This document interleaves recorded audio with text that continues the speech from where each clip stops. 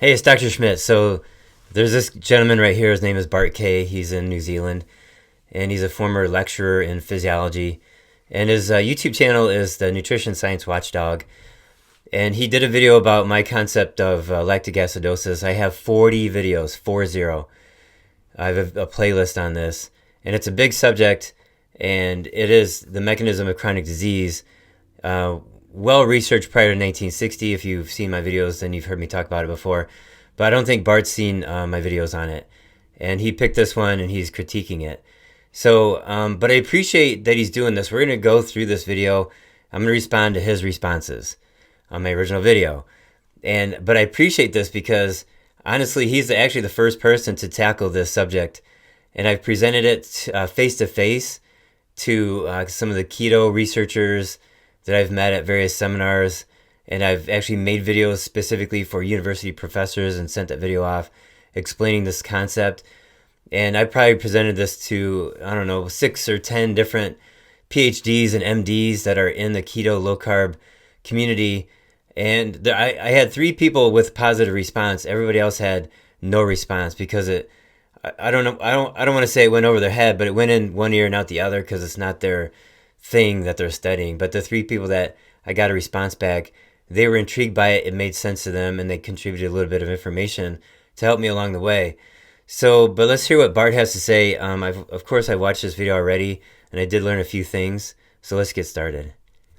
Hi, it's Dr. Schmidt at the Nutritional Healing Center in Ann Arbor. This is a series of slides describing lactic acidosis, the mechanism of chronic disease. This is normal physiology right here. You got cells on the right burning sugar. You get 5 waste products. One is acid, that's the H+, and then lactate and acetate, which make arteries dilate. Ethanol, which is alcohol. You know, you've seen people. Okay, so mistake numbers 1 and 2 here, Darren. H plus you've shown there. It's a forgivable mistake. Most scientists will write the pH contributing factor as H plus in fluid pools. It's nothing of the sort actually. It's H3O plus hydronium ions. Small matter, but very important if we want to be taken seriously as scientists. So that's a good point. I didn't know that. So thank you, Bart, for letting me know. And as I continue to speak through in my future videos, I may or may not say hydronium. I'll probably just keep saying H plus because my audience is not scientists. I'm not trying to be academic. I'm not trying to impress anybody. I'm trying to speak in a language that everybody can understand to the general public so that people can actually take action in on their health and have an understanding like what chronic disease is. But thanks, Bart. What we need to do is describe spades as spades, and H3O plus is H3O plus. It's not H plus. H plus does not exist free in solution in any fluid pools at normal physiological temperatures, pressures, and etc. It's just a nonsense. So we need to stop doing that. We need to start writing it as it is, and it's H3O plus. H3O so, plus. That's mistake 1. Mistake 2, you've just referred to a number of waste products being produced as a function. Mistake 3 of burning. Okay, so let's get to that one where he says waste products. So here is the metabolic pathways poster. And I've shown this before. We're going to zoom in on the center here. This pink spinal column, if you will, right there, that's glycolysis. That's sugar burning, and he's correcting me now saying it's sugar oxidizing. Okay, so you end up with pyruvate, which goes into the mitochondria right down here. These are what I'm referring to as waste products. There's an arrow right here that leads to acetaldehyde, and there's other arrows. You got ethanol, acetate. I'm calling them waste products, or you could just call them products. Down here we have lactate. There's another arrow right there. So that's fine. We can call it products or we can call it waste products. Okay, so to correct you on mistake number 2, lactate, for one example, is definitely not a waste product. That is a completely inaccurate label for lactate, what it does, its role in the body. It is not a waste product. It is not remotely a waste product. I'm going to stop right there. So when lactate is made from glycolysis, 75% of that is converted back into sugar, and then 25% is not. So what's the 25%? I've read articles where I understand what Bart's saying, but there's that smaller percentage that's not like used as sugar, so it has to be removed by the body. Now, if you're a super athlete, Olympic athlete, for example, you might be using 85% of lactate, and then you got 15% left that needs to be removed. That is just simply wrong, I'm afraid, Darren. That's just incorrect from start to finish. I'll be explaining why during the course of this video. And mistake number 3, you don't burn sugar, you oxidize sugar in your body. Not the same thing, not remotely the same thing. Again, a spade is a spade, so we need to describe things as they are. It's a good point, but like I said, I'm speaking to a general public, and most people don't know what the word oxidize means, so I'm going to keep using the term burning sugar. Okay, so let's carry on. Drink too much alcohol and how they feel and how they act. Then acidosis, which is the hangover feeling. Headaches and fatigue and nausea. So the liver is supposed to clean this out. And then it converts lactate back into sugar. Biochemically, the name of that sugar is called pyruvate. Okay, pyruvate is not a sugar, Darren, so that's mistake number 4. Pyruvate is a monocarboxylate. Not remotely a sugar, actually. Pyruvate is a half sugar. Okay, so let me bounce back to that graphic. So with these waste products right here, ethanol is waste. Acetaldehyde, those are poisons. The lactate can become pyruvate again. What I was saying is it's a sugar. He's saying it's a half sugar. So I'm just highlighting, like, we're talking about this right here. Okay, so let's get back. Molecule, if you like to think of it that way. So, please, you need to describe things as they are, and describing pyruvate as a sugar is wrong. Sorry, it's just completely wrong. It's a half sugar. So if you have too much sugar burning in your blood, and there's only 2 fuels, one is sugar, the other one's fat. I'm going to stop me right there. So there is sugar as a fuel, there's fat as a fuel, there's ketones as a fuel, which come from fat. Alcohol as a sugar, or as a fuel. There's multiple sugars. So I did this video like 2 years ago. And this video was originally made to be sort of an introduction about lactic acidosis. And I had just made this graphic that you see, this circular graphic. So he's going to correct me on the multiple sources of fuel. So if your body's burning... Well, yes and no, actually. You are able to oxidize amino acids for energy in an emergency situation, and you are also able to oxidize alcohol down as well, so not strictly true, actually. Sugar for too long, you end up with an excess amount of the waste products and acid. It's called lactic acidosis. Okay, yes, an accumulation of lactate in any given fluid pool, be that inside a cell, for example a working muscle, or be that in the blood, where lactate is actually exported to once it's produced in the muscles. Lactate will induce acidosis as a function of its net 1- electrochemical charge. So the term lactic acidosis is fine in that respect. Again, Darren has repeated the same error. He's referred to lactate as a waste product. It is not a waste product. He's also making the fundamental error that acidosis in and of itself is a contraindicated or bad thing. It's nothing of the sort. So this is where we totally diverge. So acidosis, he's saying, is not a bad thing. And throughout the rest of this video, he talks about athletes. So yeah, acidosis is okay for an athlete. You sprint 400 meters and your muscles are burning, that's lactic acid. And then the next day, if you're still sore, that's more of the hydrogen. And that's, this is a version of lactic acidosis. But you're an athlete, so then what happens? The soreness goes away. You're perfectly fine. Everything is great. Your body took care of these waste products or products, whatever, of exercise. So I have a lactate meter in my office. It's about this big. You poke the blood. You put the blood on the stick, just like a glucometer, just like the Keto Mojo for ketones. I am testing lactate, and I worked out one night for an hour and a half lifting weights. The next morning, my lactate levels were 1.5, and it's supposed to be 0.5 to 1. So I had high lactate, you could call it lactic acidosis. But that's fine because I recover from that. The point of my the whole concept of lactic acidosis and chronic disease is that there are people who are ill that cannot bring that lactate down. So they have chronically high lactate. And then if it gets to the end point, now they're in the hospital, critical care, maybe they had a heart attack. Their lactate is now 20 or 25, and they have 3 days left to live. And if you have another person with the same exact heart attack, let's say exactly, it would be impossible, but the exact same heart attack in two different people, they both go to the same hospital. One has a lactate level of 3, the other one has a lactate level of 23.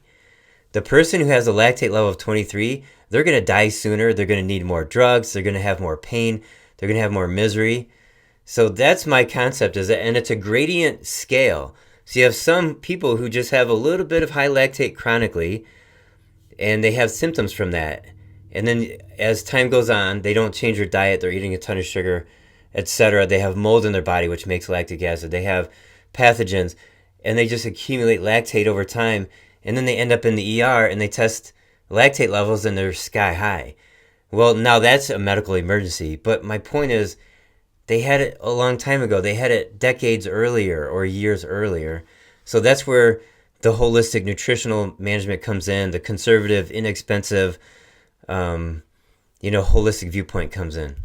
Actually, the pH of the human body and all the various compartments of the human body are actually very, very tightly regulated, very closely regulated. And that's a good point. So the pH of your blood is 7.1 to 7.3. It's very tight. And if it goes too high or too low, you die. So if it goes too low to 7.0, for example, that's acidosis.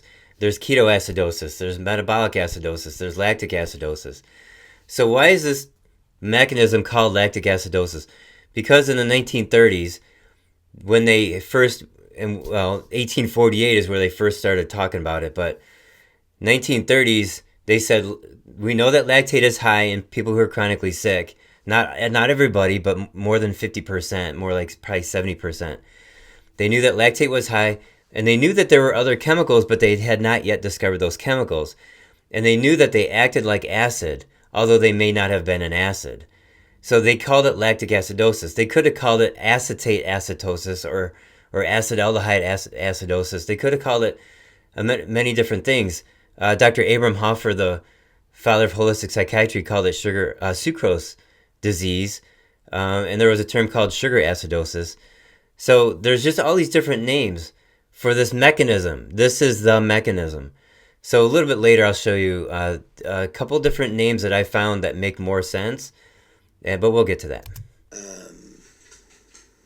The range within which the pH in human tissues can move, will move, is fine, is indicated, and in fact there are some beneficial results of acidification, which is coincident with the accumulation of lactate in a fluid pool.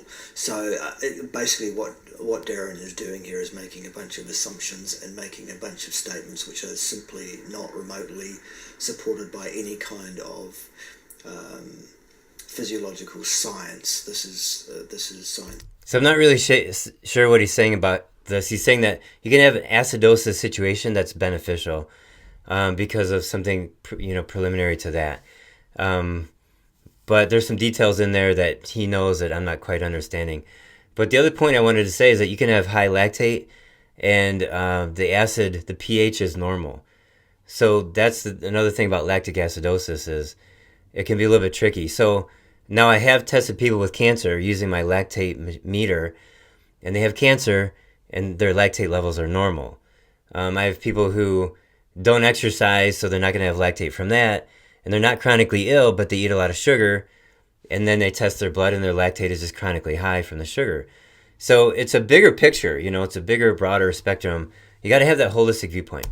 It's fiction. This is woo-woo stuff. This is crystal waving, I'm afraid. This is very, very poor information, Darren. So he just said 4 different woo-woo, crystal, all that stuff. This information is from Dr. Otto Warburg, the father of physiology. His Nobel Prize was 1931. This information, this is the lactic acid cycle discovered by doctors Mr. and Mrs. Corey, C-O-R-I. They both got Nobel Prizes to figure this lactic acid cycle out. There's so many Nobel Prizes involved in this research that they used them for traction when they got their car stuck in the snow. They just shove those Nobel Prizes underneath the tire and start... No, I'm just kidding. It's just... Unfortunately. And it's not... it's not really my theory, right? Like, this is 110 years of science, and I discovered it because I was sick from black mold 3 years ago, and I stumbled upon this, and I'm the only one really talking about it. And anyways, I appreciate Bart bringing this in onto his channel and tackling the subject. Let's keep going. So you can get this from cancer, from diabetes, or just from junk food, the standard American diet, especially grains. Okay, so, the only thing I really agree with there is that you shouldn't eat a standard American diet. You shouldn't eat junk food. You shouldn't eat grains. The rest of that statement was just wildly crazy, Darren. The single biggest contributor to the production of lactate in the human body is the contraction of muscle cells, the normal physiological function. Yes, the normal physiological function, the biggest contributor of lactate is the contraction of muscle cells in normal people who are not chronically ill. My audience is people that are chronically ill and they're trying to get their health back. But there's another concept here too I want to share with you. And I think I said this in just one other video. You can have this huge body of knowledge, and then some people take a little bit of it. A person takes one piece of that huge body of knowledge, and they apply it into a specialty. And it may or may not duplicate in that specialty. And then you lose the rest of that body of knowledge. So this body of knowledge of lactic acidosis is currently only used in athletes and people that have 3 days left to live. And they're in the emergency room right now, or they're in the critical care unit right now. Those are the 2 people that lactic acidosis is being applied to in our modern times. But prior to 1960, it was applied to all people with chronic illness. So we're talking 2 different audiences here, 2 different types of patients, I should say. Of exercising, contracting muscle cells at all levels of intensity, actually, even the slight muscle contractions that are required to maintain your posture. To stop you from falling in an untidy heap on the floor. It's a perfectly normal thing. It's not remotely a contraindicated thing whatsoever. This is just crazy. Bread, pasta, rice, and then you got the candy, cakes, cookies, pop, sugar, candy. Yep, you shouldn't eat sugar. Sugar is bad, absolutely, Darren. But This is on the right. Nothing whatsoever to do with lactic acid or lactic acidosis. This is a fabricated fantasy connection that you've put together in your head here. I did not fabricate this suddenly out of my head. I am not that creative to fabricate something as complicated as this. It makes so much sense, and especially applied in a clinical setting, it's just too much sense. No science supporting what you're saying here. These are just words coming out of your mouth, basically. So he's saying that there's no science to back this up. All right, let's show us some science. The premise of this is that we have arteries that dilate because of these waste products from sugar metabolism. And the first waste product being lactic acid or lactate. Those are 2 different things. But the question here, and this study is from 1961. And I think that this study right here is one study that kind of like ended the whole conversation about lactate and lactic acidosis being a problem in chronic disease. And the conclusion of the study, what they did was they infused lactate and lactic acid into arteries in the arm, and it had no effect on the blood flow through the forearm. And so there's that.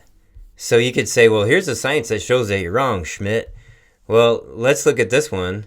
Here's a study about retinal arterioles in response to lactate. And it says these data suggest that uptake of lactate by vascular cells cause retinal arterial dilation. So according to this one, lactate does dilate the arteries.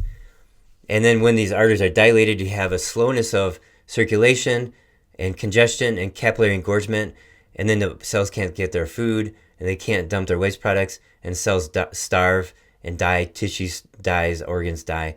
So, but we have three other waste products. Here's this one, acetaldehyde right here. And this study says accumulation of acetaldehyde in the blood was accompanied by several things, and then as well as by decreases in peripheral vascular resistance. That means that the arteries were dilated and the blood flowed faster. What about the other two waste products? Here's ethanol. Ethanol dilates coronary arteries and increases coronary flow. And then we have this one on acetate. Treatment by acetate increased cardiac output and decreased peripheral arterial resistance. So there's some science backing up what I'm saying. Now, the terms that I found about 2 months ago, I was at the Low Carb Denver seminar. I was inspired by all these really smart people around me. And one of the speakers, I kind of was like phasing out, not really paying attention to the stage. And I started searching for terms that I could use to describe better lactic acidosis. And this document is from, it's called Disturbances of Circulation, right here, from University of Georgia Veterinary School. And we have hyperemia and congestion. So the first one, this first blood flow problem is called hyperemia. And microscopically, you have capillaries and occasionally arterioles are dilated and engorged with blood. So that sounds like lactic acidosis. Here's congestion. And microscopically, it says capillaries and veins are engorged with blood. So you can have either hyperemia or congestion causing this phenomenon that I've been talking about. And there's science, but now this information here, I have not found in medicine for humans. I had to find it through a veterinary school. There is no science supporting what you're saying here. These are just words coming out of your mouth, basically, in order to sell products, unfortunately, Darren, and that's really a really very bad look. Right. Okay, so he just bashed supplements, and he bashed me for selling supplements, and he's saying it's a really bad look. That's his opinion. And when I've had people say that, especially on Twitter for some reason, but when somebody says that, it's from total ignorance. Total ignorance. I know he's never studied supplements, except for maybe synthetic vitamin E or ascorbic acid. I don't know how much he studied on nutritional supplements, but his expertise is on nutrition. And a lot of my supplements are glands, like liver and pancreas and stuff like that. So you can't say that food is bad, it's just in a pill form. So when's the last time you ate brain or pancreas? Those are, like sweetbreads. Nobody eats that stuff. It's disgusting. And Frank Tufano eats it, but I don't eat it. So people would rather just pop pills. And the other thing about supplements that Bart doesn't understand, which we're going to get to here in a second, is the amount of benefit from taking supplements for detoxification of metals and chemicals out of your body. Drugs are really bad at, of course in medicine, drugs are toxic. And there are a couple drugs that can be used for detoxification, but they don't work as well as what we would like them to. Supplements are better. And you just got to know your stuff. So regarding one other thing about supplements is I have a supplement that fixes lactic acidosis, and it shows up here later. But I've had people take this Cataplex B in the waiting room on their first visit, and as they're driving home, they call us up and say, is it possible to be feeling better immediately because I feel better, as they're driving home from our office. So it's such a big benefit and win for the patients, and everybody's happy, and they're not expensive. They're not drugs. And so it's highly ethical. As a matter of fact, every medical doctor should be giving out or selling supplements. That's the ethical thing to do. Right side of the graphic. Now on the left you have liver dysfunction caused by potentially B vitamin deficiency, which is extremely common. I'm not talking about getting a multivitamin at the health food store and they got 5 B vitamins in it. No, back in 1940 they knew there were 50 to 100 B vitamins. Another cause of liver dysfunction is toxicity, with all the metals and chemicals in our environment, in our water, in our air, it's in our bodies. Everybody in our modern culture is toxic, and it's affecting our health. Everybody in our modern culture is toxic. Sorry, Darren. No. Just no. That's a broad statement that I said, right? Everybody's toxic in our modern culture. Here's the science. Oh my God, there's science on this. Tests find more than 200 chemicals in newborn umbilical cord blood. Babies are born toxic. So unless they do something to get that out, those chemicals persist. So here's the next study I want to show. Prevalence of exposure of heavy metals and their impact on health consequences. This line I highlighted says drinking water contaminated with heavy metals, namely arsenic, cadmium, nickel, mercury, chromium, zinc, and lead, is becoming a major health concern for public and healthcare professionals. It's becoming a major concern. There's a lot of healthcare professionals that it's no concern whatsoever because they're ignorant of it. So Flint, Michigan is famous now because their water has lead from their lead pipes. But did you know there's like 2,000 communities that have similar or worse toxicity in their drinking water? It's a huge problem. Here's this other one, prevalence and associated demographic characteristics of exposure to multiple metals and their species in human populations. Data showed that approximately 49.3% of the population contained a combination of 3 or more metals. Half the population has 3 or more metals in their body. These are toxic. And some people only have one, and that's not, what percentage has only one heavy metal? Here's this other study, toxicity mechanism and health effects on some heavy metals. Heavy metal toxicity has proven to be a major threat. Heavy metal toxicity is a major threat. So this is rampant throughout our healthcare system as toxicity. And I'm just talking about heavy metals with these previous studies. Chemicals are a problem too. Just imagine all the hundreds of thousands of chemicals that have been produced and then released into the environment. So I want to share a story with you related to supplements and toxicity. I used to have a patient who worked at a local hospital, and she ran the MRI center. And I put her on a supplement for chemical detox. She peed blue for a week. Her urine was blue for a week. Now, she would inject dye into people's arms, and she wore gloves to protect herself from the dye. But maybe it absorbed through her skin enough over the years, or she's inhaling it or something like that. So there's not a drug that gets that chemical out. There's not a food that gets it out. You have to have intelligent supplements that work well to get that kind of toxicity out. I've had people take, supplements to get rid of chemicals, and now their pee smells like rubber, or their stool smells like a cesspool of, like from a chemical wasteland. And this is the kind of stuff that doctors need to start doing, is using supplements to clean their patients' bodies out. Instead, people come in and they're sick and they get put on poisonous chemicals. It's completely backwards. So that is the left side, and that can increase lactate, acetate, ethanol, and acetaldehyde.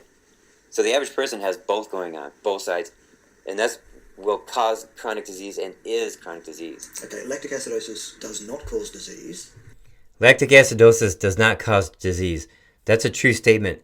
It's the mechanism of disease. The causes would be chemicals, metals, infections, bad habits, eating bad food. Is not contraindicated, is not negative in and of itself, and is not chronic disease, Darren. Folks, just absolute fantasy, just nonsense, Darren. Now, this is called different names by different doctors, but the point is, it's the mechanism of chronic disease. No, it isn't. Yes, it is. These waste products in the blood... They are not waste products. Yes, they are. ...crowd out oxygen. No, they don't. Yes, they do. Fantasy. Okay, so do they crowd out oxygen? So in the 1950s, they said, there'd be like too much waste products in the blood and it would crowd out oxygen. Or it would crowd out the utilization of oxygen. But there are certainly people who are chronically sick, and you put the little pulse oximeter device on their finger, and you measure how well are they utilizing oxygen, and it's very low. So people are sick and they have low oxygen in their body, and why would that be? And then the body's trying to get oxygen to the cells, so it dilates the arteries. Okay, there are many reasons, many chemical agents, both produced by the body and indeed things that you can take in from exogenous sources, which result in vasodilation. This is right. There are many things that can result in vasodilation. I just listed off 4, and they're all made from carbohydrate metabolism. Vasodilation happens for a number of reasons, and the delivery of oxygen to cells subserved by those vessels is only one of those reasons. That means it also dilates capillaries. And those are the little tiny arteries that feed the cells. So the capillaries now are dilated, and then they're engorged with blood that's toxic and hypoxic. Okay, the blood is neither toxic nor hypoxic, Darren. The blood is toxic or hypoxic or both in people who are ill. So again, I think we're talking about two different people. I think he's talking about athletes or really healthy people. I'm talking about sick people who are sick. Neither of those things are remotely factual. This is, as I say, this is nothing better than crazy woo-woo fantasy. This is just bizarre. He has a lot of descriptive terms to describe something he doesn't understand. So all you got to do is take a blood test. There's several labs that can measure toxicity in the blood. You can do a urinalysis and measure for heavy metals in the body. Like I said, you can do the pulse oximeter to find oxygen in the blood. So these are all measurable labs. So I wrote this down for you. You can capture this with a screenshot. Okay, so the cells are now starving. No, they're not. And they're trying to receive oxygen, but there's not enough oxygen. They're trying to dump their... Incorrect. There is plenty of oxygen. There's plenty of oxygen in healthy people. How hemoglobin and myoglobin work. They work by buffering the oxygen content and ensuring that the oxygen is indeed delivered. And that's a good point. He's saying hemoglobin and myoglobin are important for delivering the oxygen to the cells, like in the muscles, for example. Like he's exactly right. What percentage of people are deficient in hemoglobin or myoglobin because they don't eat red meat because they were told by their doctor not to eat red meat? And myoglobin is in highest concentrations in red meat. So I can tell a difference when I started increasing my red meat tremendously, working at like more than a pound a day, sometimes more than 2 pounds a day. And I feel so much better. And I was eating red meat twice a week before that. And I see this with my patients. I had a patient tell me the best healthcare advice she ever got in her life was to quadruple her protein intake. I told her to increase her protein intake, and now she feels fantastic. So there's a lot of people deficient in myoglobin, hemoglobin, and you can do a blood test and you can find normal amounts of hemoglobin. But yet, if they just started ramping up their red meat intake, they'll feel better and better, and their muscles will be more oxygenated. So yeah, you can have somebody who's normal health, but yet they have a lot more improvement that can be had by increasing the red meat consumption. And it stops this whole mechanism, by the way. And in no way do any of the substances you've spoken about, like lactate, for example, in no way does that interfere with the ability to deliver oxygen. It's nonsense. Waste into the blood. I think he's thinking biochemically, does lactate block oxygen? No, I'm not saying that. I never said that. It's that these substances dilate the arteries, and now you have capillary engorgement and a slowness of blood flow and a stagnation. That's the problem. People get swollen feet. They get swollen fingers. They get angina. Those are all symptoms of poor blood flow to the area. If you work out with weights and you're sore for 3 days, I mean, that's like really bad quality blood and probably combined with bad, circulation. And sometimes it's not testable in a lab, but, we know how to reverse that. And these are things steps to take to increase your health. Blood. There's too much waste already in the blood. And now the cells are starving and they start to die. Muscle cells tighten up when they die. So if you're a woman, you get fibromyalgia in your... Oh, so men don't get fibromyalgia now, Darren. Is that what you're saying? No. This is called being pedantic. Pedantic means you take something that's academic and then you blow it up like, oh, you're so wrong, I'm smarter than you. So women get fibromyalgia. Yeah, more patients with fibromyalgia are women. So that's why I said women get fibromyalgia. I didn't say men don't get fibromyalgia. And now we're going to talk about heart disease right now. Neck and your shoulders. If you're a man, you have angina and a heart attack. Okay, and only men have angina and heart attacks. Men, yeah. No, you're just being pedantic. You're trying to, take this little inconsequential factoid and blow it up to tell me that you're superior, your intellect is greater than anybody else's. That's pedantic. Oh my God. Oh my God. The same is true for normal cells turning into cancer cells. It's just a matter of time. So you have heart cells and muscle cells that die very quickly when they don't have any oxygen, but other cells don't have oxygen for 5 or 6 hours, they're not dead. Okay, great. So if lactic acidosis is causing hypoxia, which leads muscle cells and heart cells to die very, very quickly, why don't we die every single time we undertake exercise? Because people who are undertaking exercise can deal with the consequences of the waste products of exercise. Which is the single biggest contributor to the production of lactate in the human body, Darren. Why is that? Is it because you're just making up wild, crazy fantasies, and actually there's nothing remotely scientific about what you're talking about? Maybe that. Dead or starving, and they do what's called lactic acid fermentation, which is a hallmark of cancer. Yep, but that's got nothing whatsoever to do with there not being sufficient supply of oxygen, and it's got nothing whatsoever to do with toxicity. Lactic acid fermentation is when the body's using lactate as a fuel and there's oxygen not present, and then you bring oxygen into the area, and the cells should go back to mitochondrial metabolism. But when you bring the oxygen back in, the lactic acid fermentation continues. That's cancer. And so, yeah, heavy metals can cause cancer, chemical toxicities. As a matter of fact, it was just Roundup caused cancer in that guy who did the lawsuit against Monsanto, and he, was awarded $2 billion or something. So that proves right there that toxicity causes cancer. That's to do with a change in the DNA leading to the shutting down of the normal mechanisms of cellular respiration, which allow the cancerous situation to be occurring. So he's saying that DNA changes is what causes cancer. Well, if you look at the work of Dr. Thomas Seyfried and Dr. Otto Warburg, they're saying that DNA is a secondary reaction to the changes of metabolism into abnormalities. So metabolism is first, the DNA is second. What Bart is saying is that the DNA is first and metabolism is second. So I agree with Dr. Otto Warburg and Thomas Seyfried. I don't agree with Bart. So you have both heart disease and cancer occurring because of the same exact mechanism, which is lactic acidosis. No, Darren, it is not. It is nothing of the sort. That is absolutely... He goes on and on about how it's so bizarre and all that stuff. But there is great information on this in the literature about how cancer cells, they actually make lactate as a waste product, and then they use lactate as a sugar. So yeah, lactate is a fuel for cancer. The lactic acid cycle is related to heart disease, and I've documented that in my videos too. And I talk about why is it that hearts do not get primary cancer? So I have a video about that, and it explains it's because of lactic acidosis. Fucking ridiculous. Now he's swearing. So here's the solutions. Here we go. Buy my products. So yeah, now you can buy my products, but look, and here it's called Cataplex B and Cataplex G. But if you had half a brain, you go on Amazon, you find out that they're there too.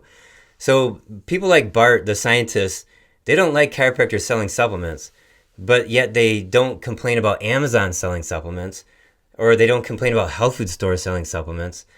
So they just like to target the small business owners who tend to stick their neck out on YouTube and say things that not everybody agrees with. And if you notice too, these supplements are related to liver. I got a little arrow there, but it also says eat liver, and then detox the mold, or detox metals and chemicals and fix the mold. So, but the supplements are fantastic and they're very helpful, but you don't have to buy them. And luckily, this is not a socialist medical system where there's nobody forcing you to buy these supplements. We used to have that under Obamacare, and now that's gone, thank God. So, buy my supplements, yeah. Okay, Darren, there we go. There's a solution to something that's not a problem in the first place, lactic acidosis, which is a useful, indicated part of normal physiological function. Suddenly now that's the cause of cancer and heart disease, even though it's not. And here's a product you can buy from me to fix the problem. Good, Darren. Fucking awesome. He's very upset. Sorry about the swear words. Fix the liver, I got really great supplements. There's Cataplex B. Okay, we're done here, boys and girls. This is okay, we're done. ridiculous. Enough. Okay, so he went off the deep end right there. He's very upset, and he's going to end the video early. So the question here is how much of this is actual nonsense? Well, it comes down to clinical application and results. And like I said before, my results are better than ever. And I want to show you right here. This is my playlist. It says lactic acidosis is the most common mechanism. We got 40 videos right here. And this is the one right here where I talk about an intro on heart cancer and other topics. So I explain how the lactic acid cycle is part of the reason why hearts do not get primary cancer. It's super fascinating, and it proves this whole concept that the heart will have a heart attack before it gets primary cancer. And It's because the heart is always beating, and it doesn't have enough time to not beat, so that its metabolism converts over into lactate fermentation or the lactic acid cycle. It can't take 10 hours or 20 hours to convert over to this other metabolism because it's always beating, whereas other cells do. So the liver cells will just chill for 10, 20 hours, and instead of using normal fuels, they'll start using lactate. But like I said, the heart can't. All right, so there's my rebuttal on the rebuttal of my one video out of 40 on lactic acidosis. So one more time, I want to thank Bart for taking this subject on and trying to tackle it. I've chased down university professors and keto researchers, etc., and it went on one ear and out the other for these people. But it makes sense, and I hope other people will sort of try to debunk this. I did a video where it's right here. It says, after 2.5 years, I'm done trying to disprove it. Well, here's Bart trying to disprove it, and I appreciate his input. All right, thanks.